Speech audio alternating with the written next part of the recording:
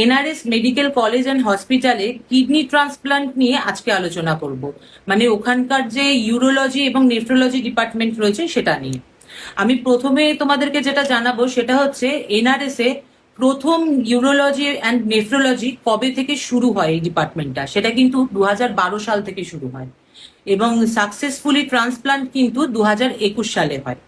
মানে চিকিৎসার সুবিধা 2012 সাল থেকেই ওখানে চলে এসেছিল, শুরু হয়ে গেছিল, কিন্তু সাকসেসফুলি ট্রান্সপ্লান্ট, কিডনি ট্রান্সপ্লান্ট সেটা কিন্তু শুরু হয়েছিল 2021 সাল থেকে।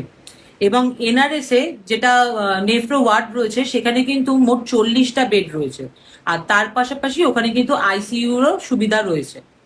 এবং ওখানে বেশ কয়েকজন বড় ডক্টর, সার্জন ডক্টর রয়েছে, তাদের নামগুলো আমি তোমাদেরকে বলবো।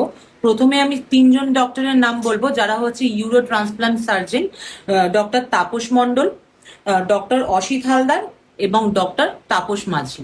এরা 3জনই হচ্ছেন ওখানকার ইউরো ট্রান্সপ্লান্ট সার্জন। এবং এর পাশাপাশি ওখানকার যিনি এইচওডি রয়েছেন তার নাম হচ্ছে ডক্টর পিঙ্কি মুখার্জি। আর রয়েছেন অ্যাসোসিয়েট প্রফেসর, যার এক্সপিরিয়েন্স হচ্ছে 15 বছরের, নাম হচ্ছে অভিষেক মাইতি। এই প্রত্যেকজন ডাক্তারই কিন্তু এনআরএস এর খুব ভালো ডাক্তার।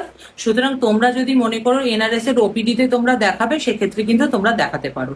আর ওখানে বিভিন্ন চিকিৎসার সুব্যবস্থাও আছে।